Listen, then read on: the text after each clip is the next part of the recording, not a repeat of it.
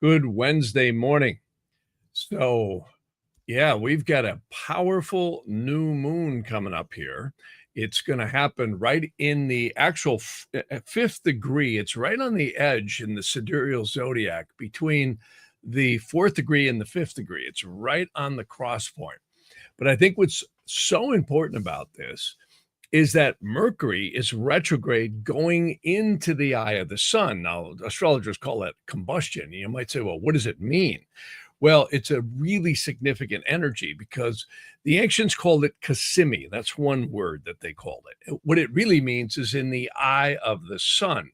See, when Mercury goes, or any planet for that matter, goes into the eye of the sun, which is 17 degree minutes before exactly conjunct, which is 0 degrees, and 17 minutes after, it was considered to be extremely powerful, whether the planet is direct or retrograde. Well, of course, Mercury is retrograde, but this also marks the transition of Mercury's most vulnerable phase, which is from the point it goes retrograde to the eye of the sun, which is also known as combustion. But what's so unique about this is it's happening exactly on a new moon. The new moon today, Pacific time, is going to come in at about 10:48 p.m. tonight. But Mercury goes into that 17-minute period at approximately 10:21 p.m., which is maybe about 27 minutes before the new moon, but Mercury is much slower than the moon, even retrograde. So what happens is when Mercury is actually in the eye of the sun, it will actually be about 1:15 a.m., a little bit after the new moon, but it doesn't matter. It's still within that 17-degree window before or after the sun. So this is really powerful. Well, plain English, what does it mean, right? That's what I always say. Okay, great. All this heady astrology and astronomy, what can we expect out of this? Well, isn't this interesting? The Epstein files. And also, if you listen to the news, all kinds of stuff is rolling out about the Trump assassination. And a lot of news is bubbling in different areas of the world we're probably not hearing about. And a lot of things will be revealed, which is going to cause a lot of disruption. I don't think there's enough rocks on the planet for the politicians to hide under who are about to be exposed with the Epstein files. So this will be real interesting. And this is the general nature of Mercury retrograde. Things get reversed, get retraced, reworked. I don't know about you guys, but I've had a lot of things breaking. I got to get a new phone. My phone doesn't even work. So very interesting stuff on how this is. Now, what's interesting also about this, I've had a couple of clients that said, Jeff, I got to do things during Mercury retrograde. Well, you'll notice right before this new moon today, the moon is trining Jupiter and it's trining Saturn. So you actually can get things done with Mercury retrograde. You just got to be careful. It's not a great time to really concretize a deal or do something if Mercury rules the Eastern horizon when you do it. This is called electional astrology. But you can get things done. And things have to get done. I mean, in reality, if you didn't know anything about all this stuff, you would still go on with your life as normal, right? The only difference is when you study this stuff, you start observing how things change on these aspects. Now, what's interesting is in the sidereal zodiac, again, it depends on which ionamsha you use. There's Lahiri, but there's also Lahiri centered on different fixed stars. And that's an interesting subject we won't get into because it's very detailed. And it's all about where do we take the position of planets in respect in the sidereal or tropical zodiac. Well, this particular one is actually happening right on the edge of the fifth degree, which is actually called the degree or angelic force of achievement. So it's actually a really good degree. So this is a powerful new moon, especially with Mercury going retrograde. And look at everything that's happening. You know, we got Warner Brothers being sold, for the first time in history to another power. Potentially the Saudis are going to back this. And of course, Paramount's involved and Comcast and all that's going to roll out by the 20th, which is tomorrow. So pretty interesting stuff. And again, we're not hearing, but more stuff is rolling out over in Ukraine with all this corruption scandal that's going on with Zelensky and many of his people. So, and of course, that magically doesn't get reported much by the mind control news in certain areas. But we're seeing, again, a lot of disruption right now in the status quo. And that's good.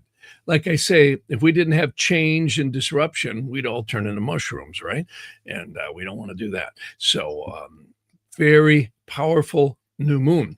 And, how could you use this? Well, I always say it's a great time to meditate. Now, the problem is this is going to happen late at night on Pacific time. It's going to be 10:48 p.m. So if you're in the Midwest or the East Coast or somewhere else in the world, now if you're in Europe or Australia, that's going to be a big difference. It's going to happen much earlier for you. So you might be able to take advantage of that. But in general, well, actually, it might be very, very early, depending on where you are. But it's a very powerful, powerful new moon. Again, this is oscillating right on the edge of an angelic degree called preparedness and also achievement. And it's really good. In fact, the symbol for this degree, and there's angelic forces in every one of these degrees, is an ancient temple from which shoot forks out of electricity, and a youth script in his hand on a journey, and destiny is the destination. So this is a very motivating and powerful new moon. And again, Saturn's stationing as we speak, like we mentioned last podcast, and getting ready to go direct on the 27th, which is just a week away, but it's slowing down. So a lot of things are coming to change. Disruption and change is the key word. And that's always not a bad thing, is it? Yeah, a lot of people are bringing some good comments here, but yeah, a lot of people are talking about how this affects their chart. And again, without really being able to go in and look at your chart and see how this aspects, one of the important things is the house that it happens in. You look at what house is sidereal Scorpio, right? Now, for the tropical astrologers, this is also happening in Scorpio, but it's at 28 degrees, 11 minutes, give or take. So there's about a 24-degree difference between the tropical zodiac and the sidereal. The sidereal is always behind about 24 degrees. It's not exact, but pretty close. So that is an interesting thing. So, again, to just say it's happening in a sign, it's like your sun sign, is not descriptive enough. And what I find here is the confluence of Mercury going into the eye of the sun on the new moon is exceedingly, exceedingly powerful. Really like this stuff. So a lot of people are making some good comments here. And what I like is they're all saying, where do I find a list of angelic degrees? Well, is it the same as the Shem Hemaphorus angels? No, it's not. There's actually angels that rule every single degree of the zodiac. And I'm glad someone brought this up, because one of the other topics I wanted to touch on tonight is some of the angels that are calculated, or I should say the angels that I calculate for people on their pendants. This is really cool stuff. This is stuff I've been doing for a lot of years. And people often wonder, what does it mean? You can actually see, I can put this on the side of pendants here. So this is a really cool technique, and it's very ancient. I'm not the one who came up with it, but I can tell you that it is exceedingly ancient in terms of, here, let me see if I can turn that off. There we go. It's exceedingly ancient. And the whole subject of angels gets really deep. And how does that connect in with astrology? Well, there's layers upon layers upon layers of angels. You have that diagram that I show often, which I can put that back up here, which is kind of cool, because it really, when you talk about angels, we could sit here for weeks talking about angels. It's absolutely stunning how many angels there are. And there's different classifications of them. And again, I always go back to, again, one of my favorite diagrams, which is this one right here, which essentially looks at creation from a standpoint of divinity on down. And again, the upper dimensions here have the seraphims, cherubims, and the thrones. Some people throw in the orphanums too. And then the other 49 dimensions of the upper heavens have the dominance virtues of powers. Well, then we start getting lower into creation itself, which again is referred to as the Yetziratic world.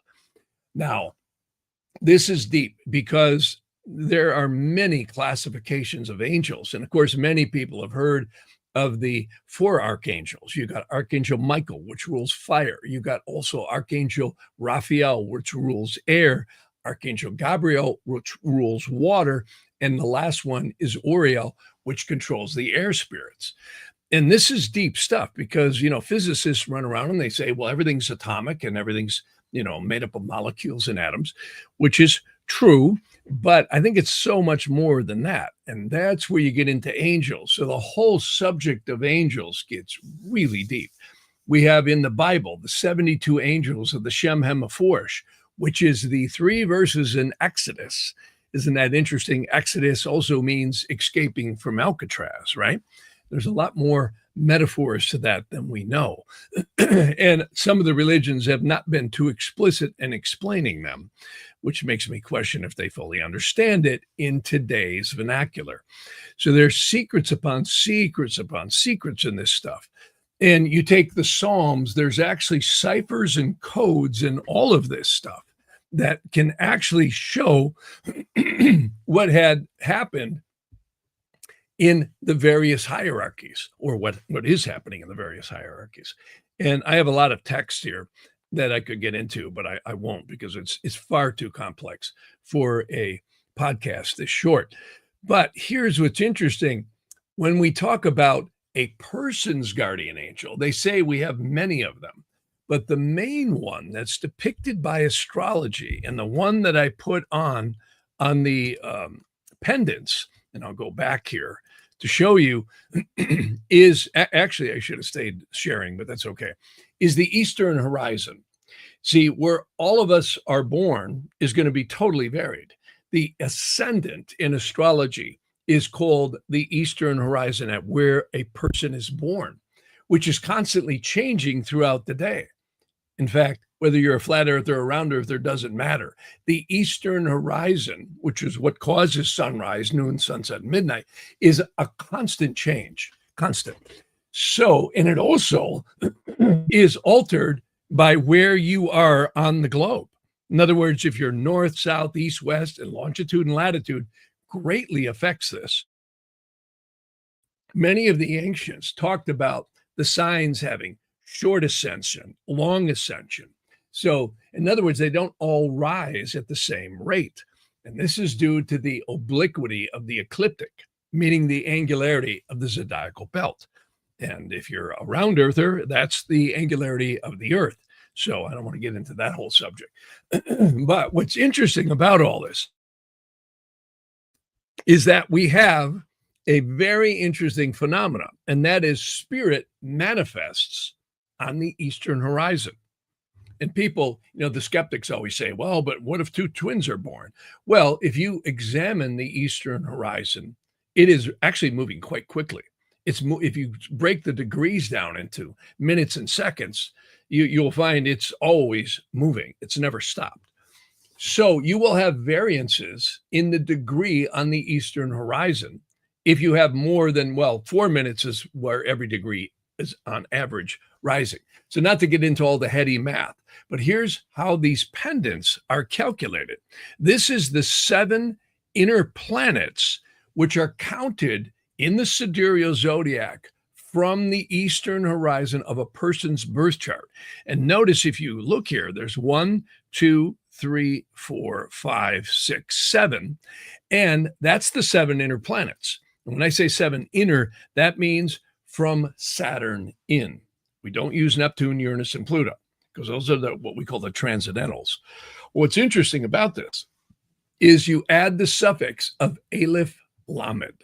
And what does that mean? Well, that's this last 2 letters on the far upper left, which means of divinity.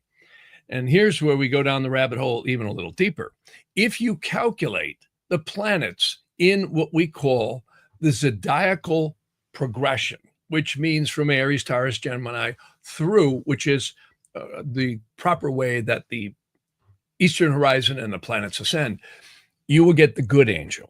If you go the other way, you can get the angel of evil.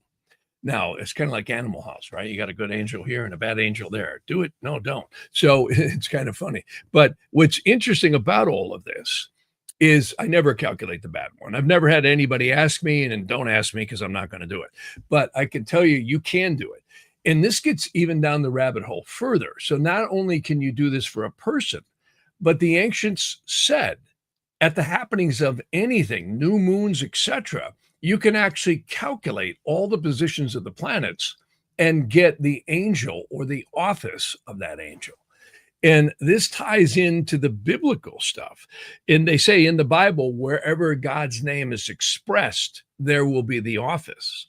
And whenever a concept is expressed, there will be the angel. So it's really deep stuff. And I might have said that backwards, but that's the gist. So what we've got here, again, I always say, forget Trinity, Neo, and Morpheus. You got a matrix. This is an angelic matrix of creation. And, we sit around and we look at the dust forming on our shelves and all the things we deal with every day, our bills and everything else. And we go, well, okay, angels and all that. But you can't make this stuff up. And there's ciphers and codes that are in the scripture. Well, this is what I do for people. When I give them a pendant, not only do I do the calculations, but in addition, I give 3 sheets. I'm not putting this on the screen right now because I want to be brief, but I actually give the transliteration, meaning how you pronounce this thing.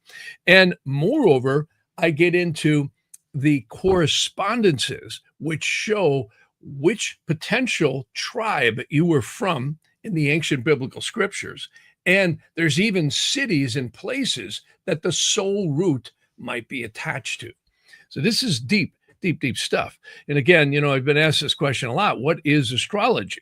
Well, that's an interesting topic because when we go back to that, I'm going to share my screen again. We have a reality machine here. And this is what Earth, in my opinion, is. It is a reality machine. And when we come and we look at the Earth, again, whether you're a flat earther or a round earther, it really doesn't matter because that's such a subject everybody confronts me with these days. But we're all experiencing sunrise, noon, sunset, and midnight. And every human being, every animal is born at different times of the day. And we're all born at different locations on the earth. And location astrology is such an interesting subject. So the eastern horizon, which many astrologers refer to as the ascendant, in Vedic astrology is also referred to as the lagna. And you might say, well, what is that? Well, the lagna is also where spirit manifests. And this is really interesting and deep stuff because, again, I mention this a lot, that they say an angel attaches the spirit, psyche, and soul to mom's embryo in the womb at conception, not at birth, at conception. The Egyptians, the Chaldeans, and the ancient Nadi astrologers paid a lot of attention to the time of conception, which people say, well, how could you know that? Well, there's actually mathematical calculations to go backwards. Now, I've tried a lot of them. We can't verify, but they do get you pretty close. And there's also some other interesting phenomena. The eastern horizon and the positions of the sun and the moon have a lot of connections to your parents' birth charts. And I found that oftentimes the ascendant in a person's chart, especially the oldest born, will oftentimes be the birthday of the father or the mother. So depending on the soul root connection, it's not always, but you will find a lot of connections to the parents. And isn't that interesting? Because the mother prepares this garment for the physical life in the womb. Well, when we exit the womb, first breath, and that is, they say, when the child enters the air of the world and starts drawing it into the lungs, that's when the angel ties the spirit, psyche, and soul to the body permanently at first breath. And that's where you get astrology. That is the birth chart right there. All astrologers go by the time of birth. Oftentimes our birth time is not exact.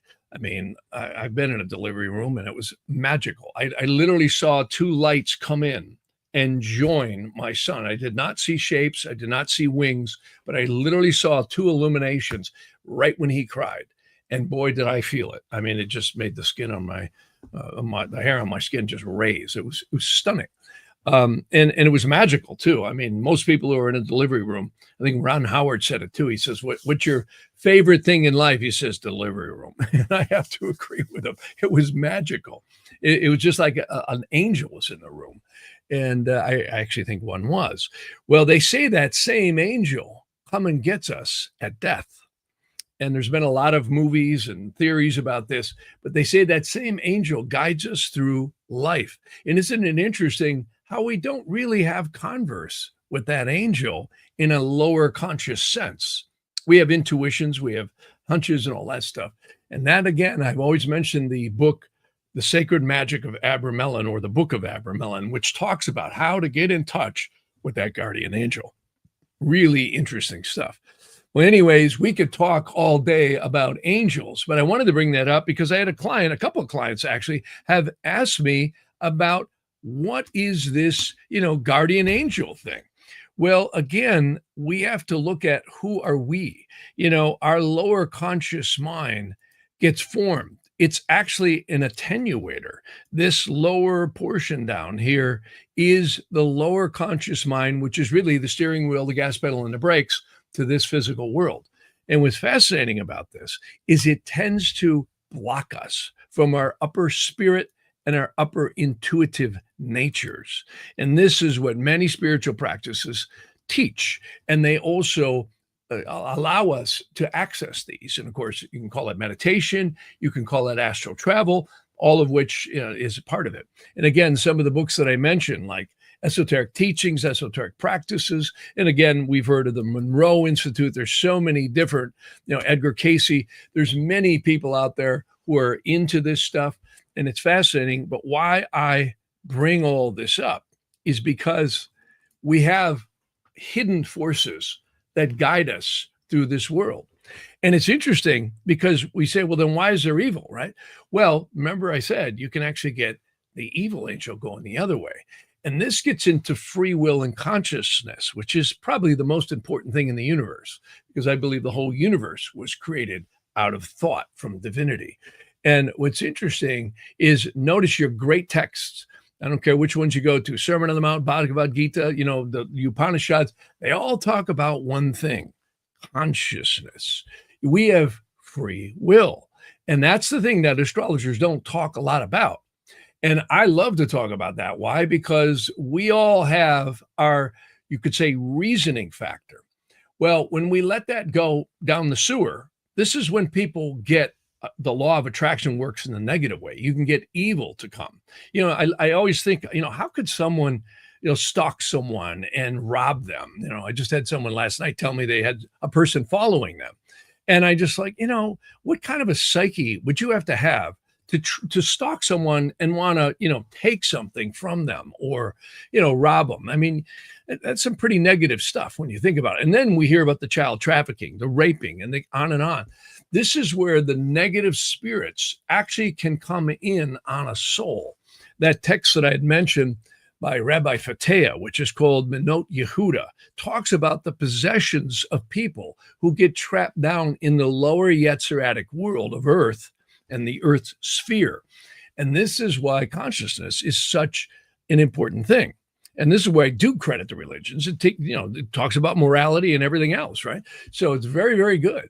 And this is why we all have to pay a little bit of attention to what we're attracting. Well, back to angels.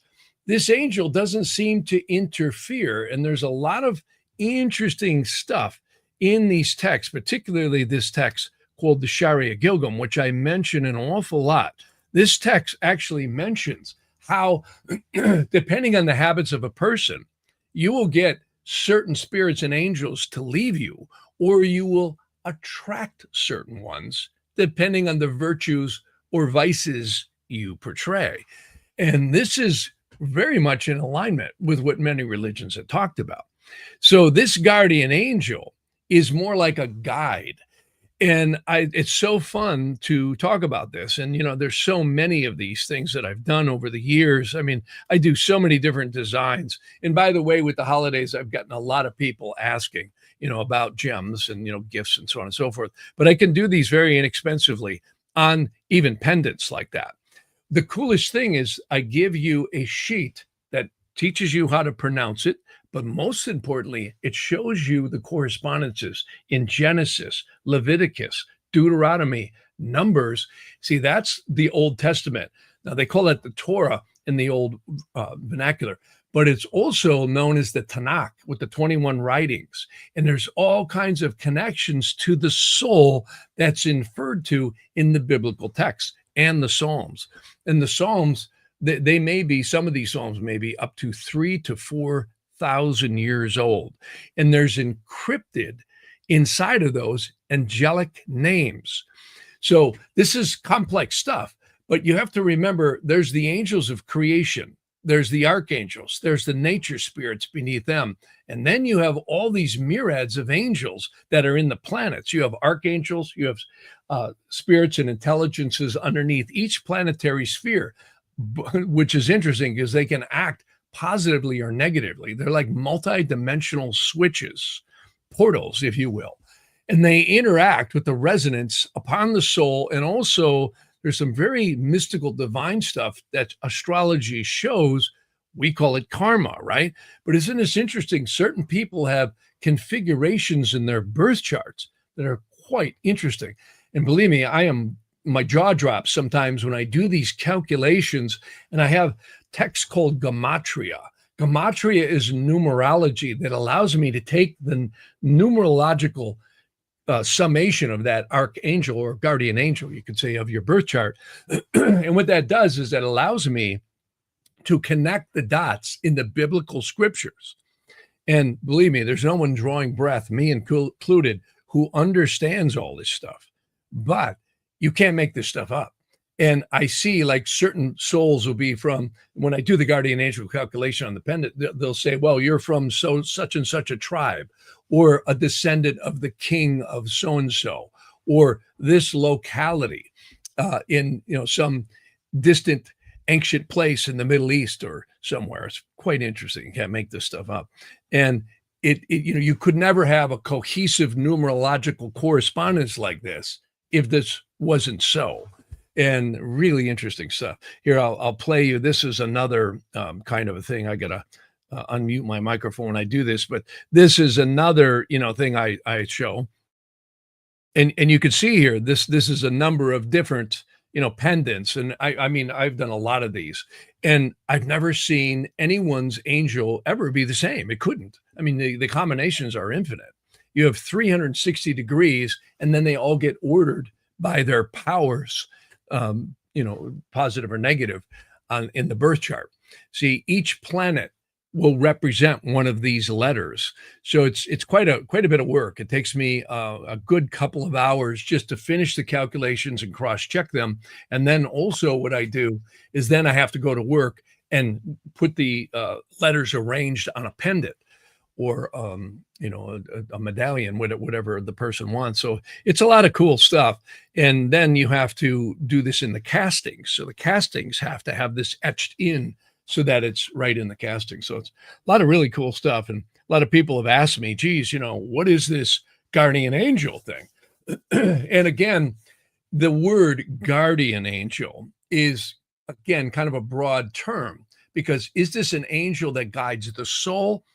Or is it an angel that just brings us in with our free will and lets us experience, and then we come back out and they're at the gate taking us back out? I think that might be more the way it is, because I think free will is such a big thing. And we see it everywhere. I mean, everyone has free will. If people have a free will to change and use their consciousness. And that's the key. And this is where I find astrological readings really help.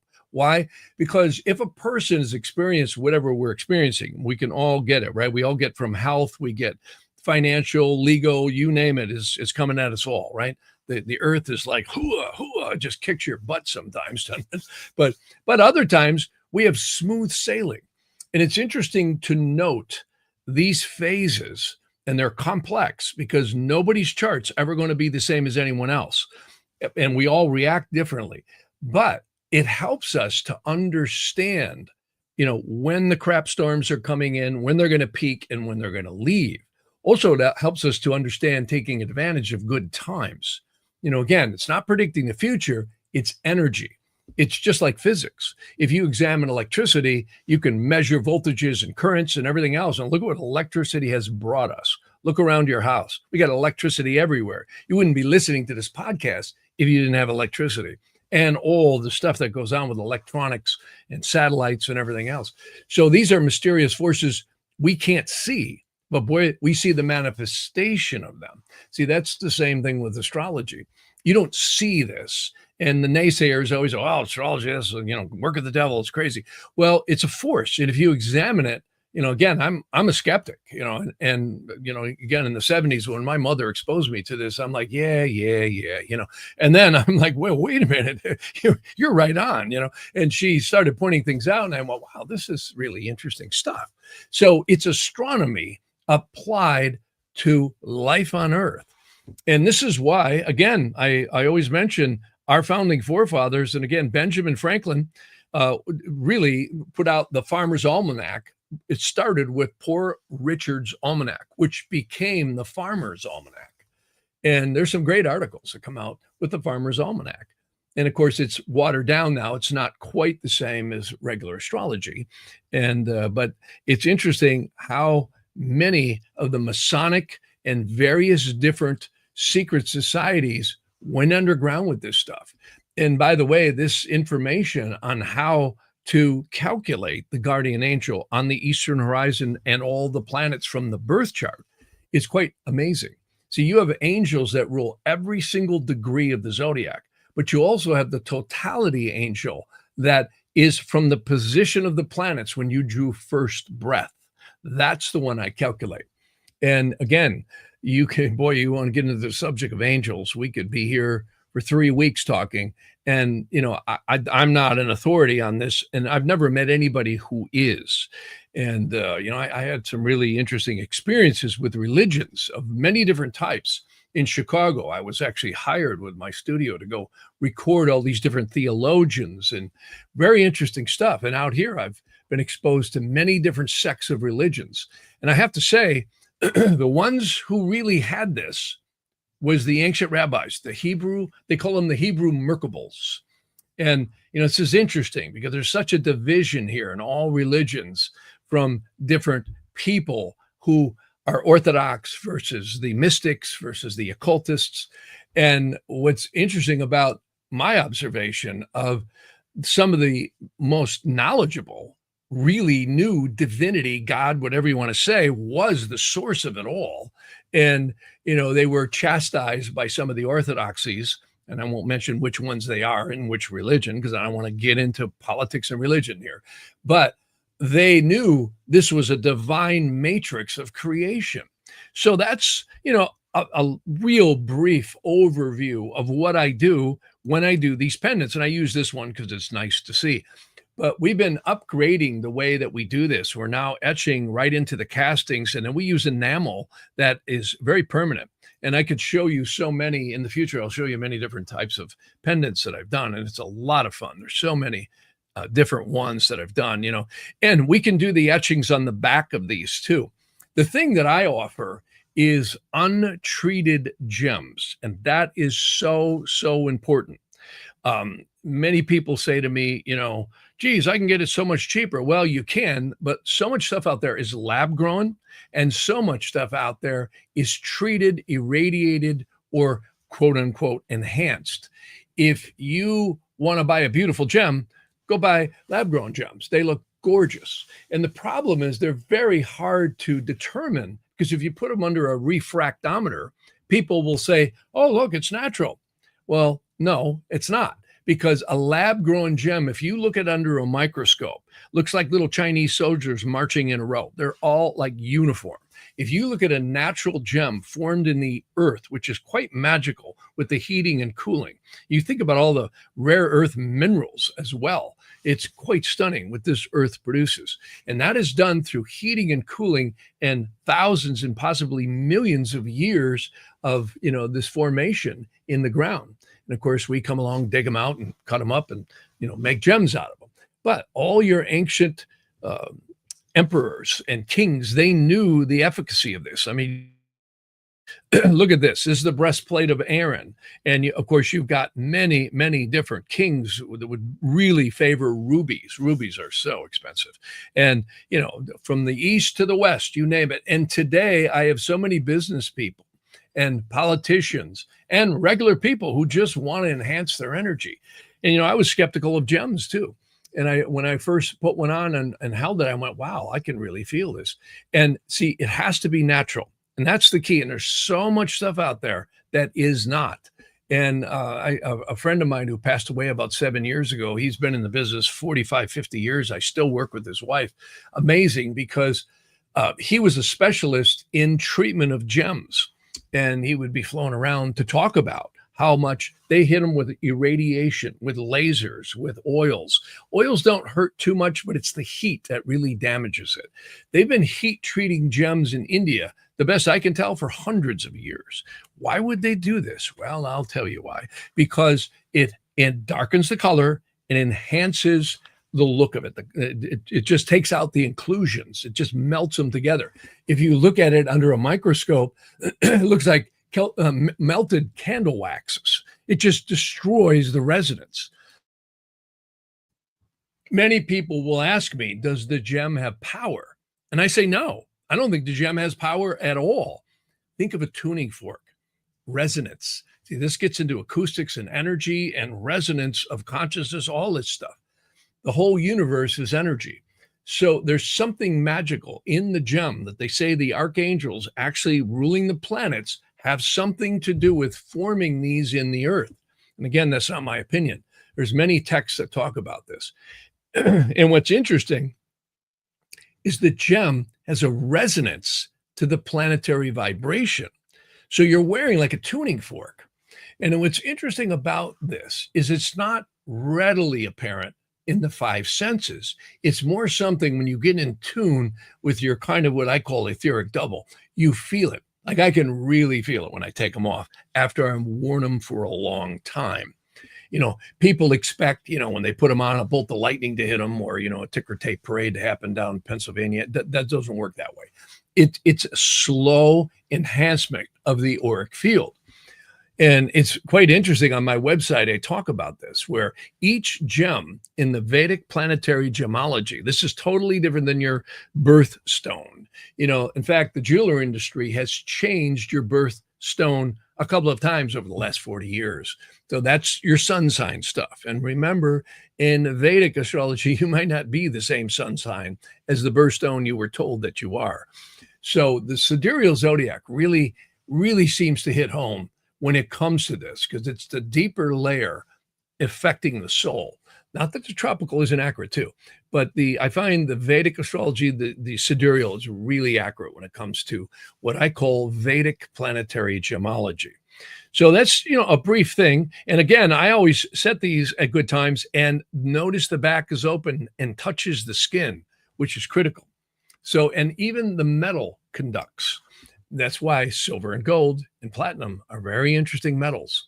So, and we often take gold and put silver in it instead of just copper. So really it's called silverized gold. And that has an alchemical property to it too. And I like to have the caster cast at good time windows, because you find when you have malefic aspects, actually it was, what's his name? The guy who I can never remember his name, but he had the Waldorf schools. I'm spacing out here, but what's interesting about this is he hired the scientist called Callisto effect, and the Callisto effect is proving that cell salts, metallized cell salts, actually proved the astrological alignments strengthened or weakened metals at the time they were cast or formed. Isn't that interesting? So not only the time to set the gem, but it's also the casting of the metals. So this is interesting stuff. Rudolf Steiner. Now I just remember it. Rudolf Steiner. And, he's been chastised as, he was a wacko. But so many people respected Rudolf Steiner. Of course, he started the Waldorf schools, right? So very interesting stuff about education, So that's another bit of stuff that's coming out right now. The whole education disruption here, how they're proving people aren't half of them can't even read and do math efficiently at the 12th grade of graduation. So interesting stuff. But anyhow, I just wanted to bring up some of this stuff because a lot of people had asked me about these angels that I, engrave onto the pendants, and it's derived from your birth chart. It is believed to be the guardian that brings us in and meets us at the gate when we exit. And this is a deep, deep subject, angels, because boy, there's a lot of them. And again, there's the angels of creation and the matrix that works astrology. And then you have other angels that guide souls. And I don't think it's just humans, too. I think these angels guide many different types of life forms. So very interesting stuff. And let me go back to the comments here. I got to roll here. Yeah, someone's asking me, do I have a pendant website? You can see the pendants. Yeah, you go to jeff@jeffharmon.com. Jeff@jeffharmon.com. We're actually going to update that website here coming up real soon so you can see many other things. I actually don't put, I've done so much of this stuff over the last 30 something years. I literally have so many pendants I could put up that were so fun.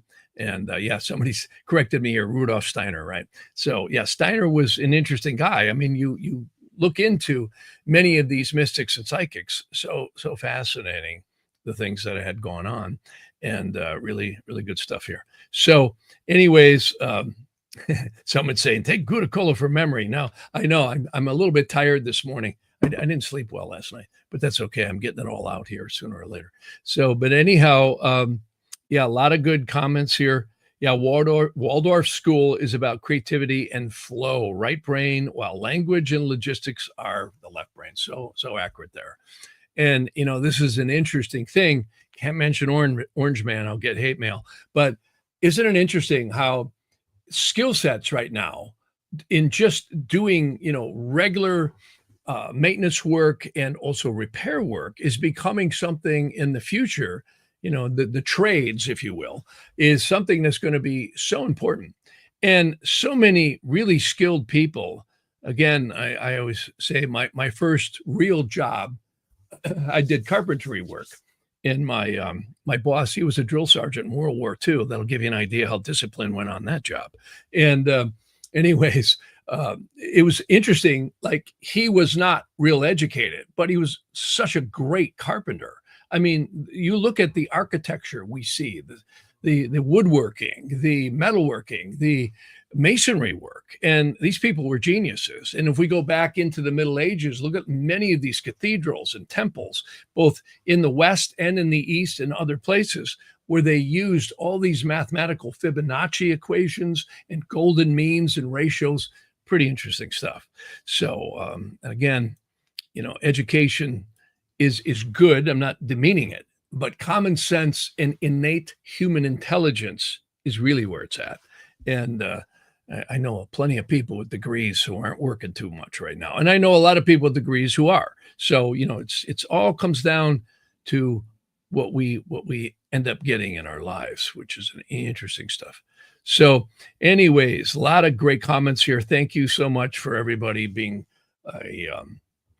someone saying it's a dark moon too. Yeah. And also, this is interesting, coming up here, we'll talk about the full moon. The moon is really in an interesting position right now. It's at what we call perigee. It's much closer to the Earth right now. So we're going to get another super moon here in 2 weeks coming up. And again, that's what's so cool about the moon. Every 2 weeks, you're going to get a new moon. Every 2 weeks, you're going to get a full moon. Never stops, ever. So pretty wild stuff, unless, of course, the solar system rearranges. And if that happens, we're going to have another discussion. That's for darn sure. But anyways, a lot of great stuff here. Somebody says here, hoping the energy stays good for me on my chart. I've got a dentist visit at the end of the week. Yeah, that's interesting. I do a lot of elections for people when to go in and get surgeries and major procedures. And again, you got to be careful with astrology. You don't overuse it. But boy, I find the electional astrology is amazing. Picking auspicious times to concretize important events. And sometimes you can't, due to business deals and so on and so forth. They happen when they happen. But isn't it interesting if you examine the chart when they did, boy, does it roll out with the progressions and transits on that birth chart. In other words, when you commence an act, you get married, you go do surgery, or you sign a contract, it's literally another birth chart. See, this is what I got into earlier, and this is far deeper than what we can get into today. But they literally say any place the planets are and an event happens, an angel is actually involved with that. So again, I always say, forget Trinity, Neo, and Morpheus. This is truly a matrix of creation. And again, the subject of angels, gets an eyebrow raised by a lot of scientists. But I'll tell you what, you couldn't have all this numerology and gematria in the ancient world and in the secret societies unless it was true. And I can tell you, my opinion is it's exactly true. And it's really a lot of fun for me to calculate this stuff. You have to work in the Aramaic language. It's really cool. You can do it in Sanskrit too. I just don't know how. So these are all numerologically based, but isn't it interesting how it fits into the zodiacal positions of the planets when you're born? And that's only one angel. And that's the main one. That's the one that's suggested to calculate for a person's birth. So deep, deep, deep, deep stuff. And I could keep going here all day. A lot of great questions. I don't have a lot of time today. I got to go here in probably another 5-10 minutes. Let's see. Someone said, I got sick 2 days ago, asked ChatGPT if it could be due to transits. It did say yes. In fact, the Kazami could, for me, slow down. It's interesting. Yeah, that's what I was mentioning earlier. Kissimmee or Kazumi is a phrase when any planet goes through the eye of the sun, 17 minutes before to 0 degrees and 17 minutes after, is called the seat of the king, the eye of the sun, or if you want to use the fancy word Kissimmee, that's what it is. And what does it do? Well, what I've noticed, and I've been observing this for years, sometimes when there's nasty aspects, I notice right when it crosses through the eye of the sun, if it does, because everything's extremely complex in astrology, you feel the energy really shift. And it's interesting because I believe the stars are portals from the upper heavens down into creation. Well, isn't it interesting when a planet aligns? And again, the astronomers are going to raise their eyebrows and say, well, it's not aligning at all from, the sun's point of view. No, it's aligning from Earth's point of view. Remember, we are here on planet Earth. This is geocentric astrology, meaning Earth-based, right? And it's also interesting about this guardian angel that I was discussing earlier. People would say, well, okay, let's say there's 10 people born at the same time. Well, if they're not all in the exact same position and degree on the eastern horizon, the positions will be different. Why? Because the ascendant is where everything is calculated from. You see what I'm saying? We've got a matrix here. Earth is a time machine. And what's even more interesting is in progressions, which I talk about all the time, and I point out to people in readings, is when you're born, the next 100 days equals the next 100 years in celestial changes. Everything that happens in a secondary progression will happen throughout your life, even Mercury retrogrades. All the planets, whether they go direct or retrograde, even some persons are born with planets retrograde that may actually go direct during their lifetime. Well, what could that mean? Karma releasing, you see? And this is far beyond what me or any astrologer or any other person out there will know, because this is the matrix of the soul. The earth is a time machine created for the experience of the soul in time and space. And I believe there's a lot of different dimensions besides this one. This is just one of them. And I think the more we wake up to this, the more we start broadening our horizons and think about, well, okay, we're all going to take the pipe. That's what I call dying, right? We're all going to go down that tube of death sooner or later. It's inevitable. I don't care who you are. You're not going to live forever, right? Not in this garment. I'll say that.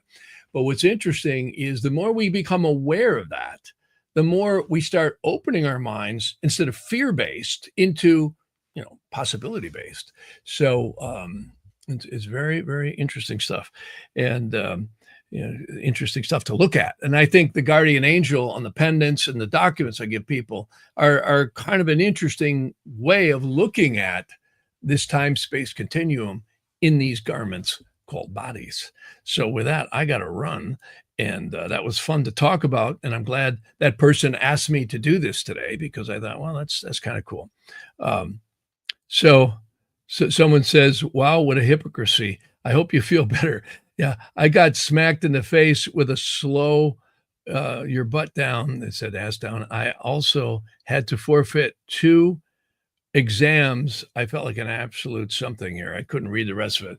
But well, I mean, everybody's experiencing life the way they're experiencing it. You got to remember, these windows we look out of is our perception of reality, and everyone is experiencing it their way. Yeah. It's another thing too. We are heading to the winter solstice, which in the northern hemisphere, now you people down below, definitely you're heading to the summer solstice. So when we get our winter, they got their summer. So it's reversed if you're below the horizon.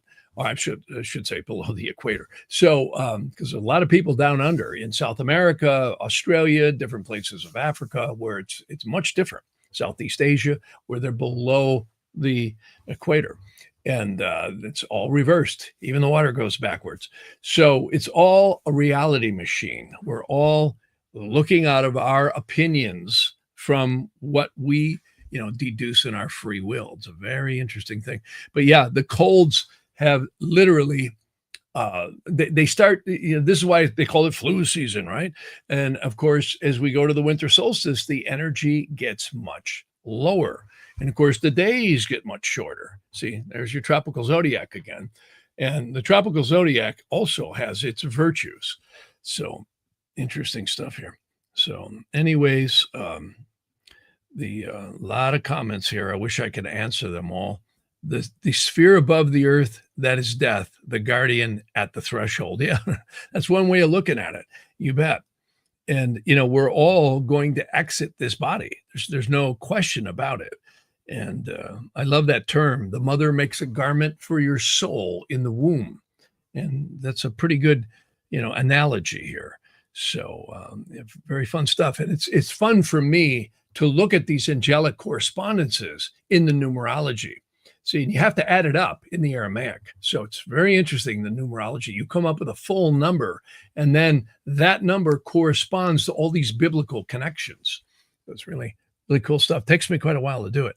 And there's no quick way to do it. I can't get ChatGTP to do it. I can't get anybody. I have to sit here and type it all in. But it's fun because it just reaffirms to me that astrology isn't just your sun sign and you. It is a matrix interacting upon the soul. Deep, deep, deep stuff. Deep, deep stuff. Way beyond our conscious perception of reality. I can tell you, I ain't smart enough to figure all this stuff out. It is definitely the code of angels. So, yeah. So, yeah, a lot of great comments here. I got to run here because I only have a short amount of time today. So Hala, enjoying this from my rooftop laptop. Okay, that's cool. Yeah, that's the cool thing about the internet, isn't it? Think about that. I mean, even 10 years ago, we wouldn't even be able to do this like this. This is really quite amazing when you think about technology, even though, it is, it can be used multiple ways. It also is bringing so much knowledge to people that, I remember the days when I'd go through the bookstores, which are now disappearing rapidly. One in particular that I love was Heritage Books and the Bodhi Tree. You'd see all these old books, and I just bought them all as I could, and great stuff here. That we are beginning to see knowledge coalesce and get more broad based with all these different people being able to express themselves through the internet. And it's really wonderful. And again, it's very conscious expanding. And again, I've always been a person who the most important thing you have is your mind. So astrology allows you to have more information. Again, there's information, right? Knowledge to maybe drive your vehicle, which is your life, in a more positive way. and that's really important, because there's one thing we always have power over, and that is the power of reaction, which is everything. And it really, really is. So yeah, someone's talking here about there's a Bella Karish, a channeler in Glendale. Oh yeah, I know tons of channelers. I've worked with a lot of them, and they're a lot of them are really great, really excellent. And again, that's the book I mentioned earlier, Dr. Carl Wickland, which again I cannot say enough about this book. It's the book called 30 Years Among the Dead, which is a psychiatrist who went from hard left brain science and medicine to a spiritual seeker. He's the guy who invented, I believe, shock therapy treatment. If he didn't invent it, he certainly was the one who popularized it. And that is shocking a person who has schizophrenia or some other kinds of, anomaly that they couldn't shake through normal methods. And it would literally shock the attached disincarnate soul out of the aura. And proof of that is read that book. And that's not the only book. There are so many other books that I refer to. Freeing the Captives is just one, a medical doctor who got into hypnotherapy. Yeah, I have a lot of clients who do clearing and also hypnotherapy. It's very interesting stuff. We're clearing people. I find in astrology, it's stunning. There are certain progressions and solar arcs and doshas where karma is releasing. And it's amazing how accurate it is. People who are born with certain planets in certain quadrants will live to have them cross the angles in their charts in different places, particularly the ascendant. I had the solar arc moon cross my ascendant in my 40s, and I knew that was a huge spiritual release. I literally had, I think, 4 disincarnate souls walk out of my aura in a clearing. So, and I worked with a good clearer, and it was a lot of fun. And she's not doing it anymore, I don't think. But I said to her, I said, "You see that?" Said, "Oh yeah, I saw that." And she saw the same thing I saw. So, we're all, this is what the Sharia Gilgum talks about. These forces parasitically feed off the aura. Well, where does astrology fit into this? You can actually see when you're locked or in some kind of a, you could say, matrix type program or karmic experience, and when it releases. And these are powerful. And these are shown by the progressions, the transits, the doshas, and the nadi progressions. See, when I say nadi, it's Naadi. And that literally each planet progresses through your chart in a number of years. And of course, that will be totally different for everyone. And you can get a good idea when you're going to check out of this place. And again, there's, I don't like to focus on that, but interesting stuff when we study it. So a lot of interesting things. Again, the astrology is a matrix of time and space. Like I say, God created time, so everything wouldn't happen at once. And I think there's so much more truth to that than we know. So many good comments here. I wish I had more time today to go through them. But with Mercury retrograde, I actually got to go get a new phone today. My phone just totally whacked out. Talk about Mercury retrograde, right? So I got to go get a new one fixed here or coated or whatever they do to it. So yeah, look at here. Even Lucifer had a breastplate with sigils and gems. Well, that's an interesting topic. We could go down the rabbit hole a long ways. And this is some very interesting topics about sigils. They're literally tracing angelic names on what we call a double acrostic square. Deep stuff. You can get the angels of all the planets, the spirits and the intelligences. Oh yeah, this gets deep. This knowledge really surfaced somewhere between the 8th century and the 15th century, very, very strongly. And the only reason we know that is a lot of text surfaced in that area. And they would surface out of secret societies. And this hasn't stopped. And there's so much being translated now by different people. And very, very interesting stuff. And again, go read the Book of Enoch and then go into some of these ancient codexes and texts. The Shemush Tehillim, which is the actual ancient method of the Psalms, actually has angels that are encrypted in the verses in the Psalms. Can't make this stuff up. And that is directly connected in certain areas to the Shem Hemiphores, which are the 72 divine angels ruling the zodiac, which is mentioned in Exodus. See, and again, the religions don't talk about this stuff, and that's fine, but what's interesting is how it goes into the matrix of what we call astrology or astronomy, and it does. And it's pretty deep stuff, I'll tell you that. And I really enjoy doing the angel calculations for people. It's a real journey down the yellow brick road, I'll say you that. So pretty interesting stuff. So anyways, I cannot find an Ankh here in the Maya Riviera. Yeah. So yeah, I'm actually making an Ankh right now for someone. I'll show you that down the line. I have so many projects we're working on. I mean, I can literally make anything. People show me pictures or they'll draw something on a piece of paper or a napkin and they'll send it to me. And we make castings and can create. I take old jewelry apart and we will rearrange it and design it on various different pieces of gold or silver. It's really cool. And then I engrave the guardian angel on that.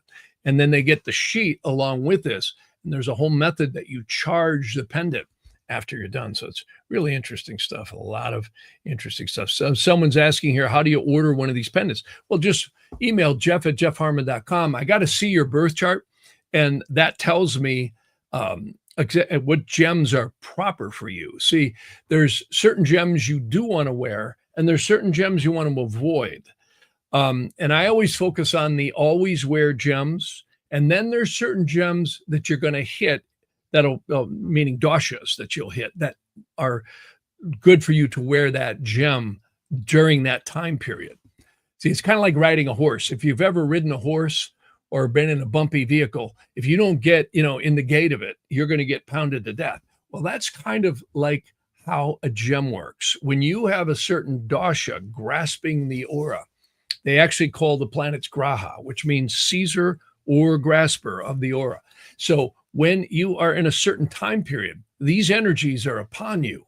So wearing certain gems that align with that, like if you're in a Mercury dasha, you want to wear emerald. If you're in a Jupiter dasha, you want to wear yellow sapphire. This is all on my website.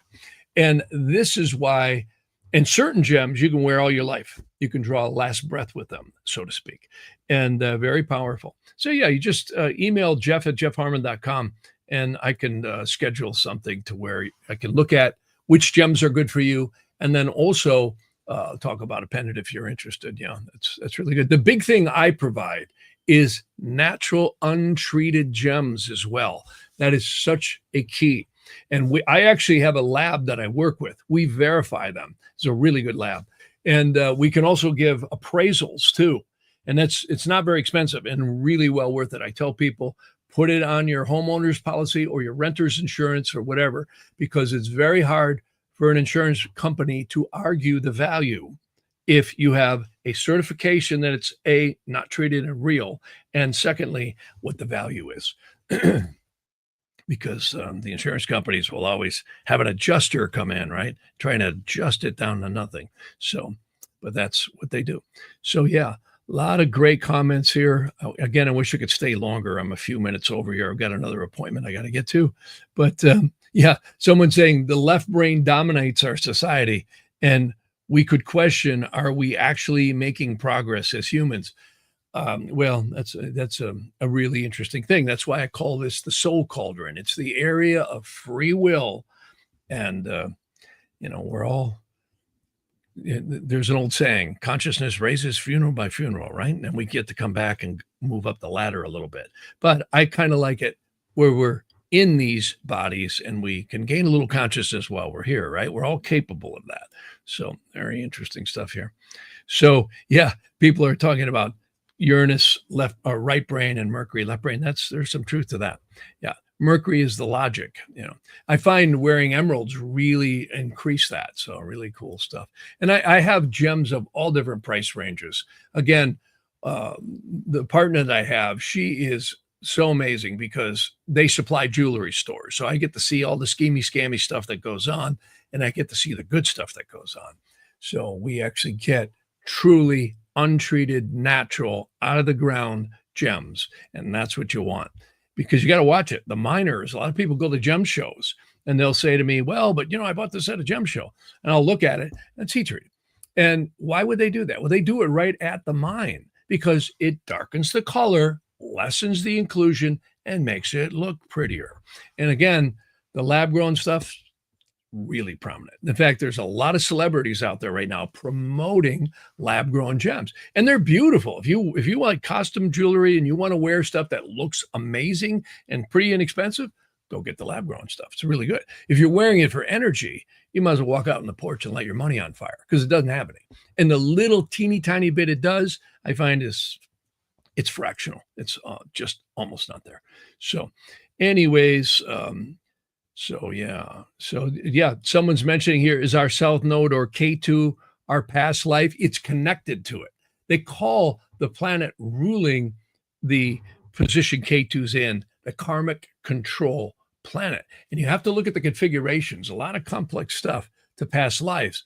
And you can actually count around from K2. Some interesting stuff here.